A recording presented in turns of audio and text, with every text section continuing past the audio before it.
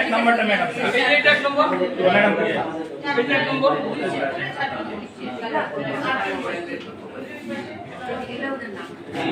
pulling এজেন্টে স্বাক্ষর নিলেন, নিচে পুলিং এজেন্ট লেখা আছে, ওটা স্বাক্ষর দিয়ে চেক করতে পারবো যে তারা তারা চেক করতে পারবো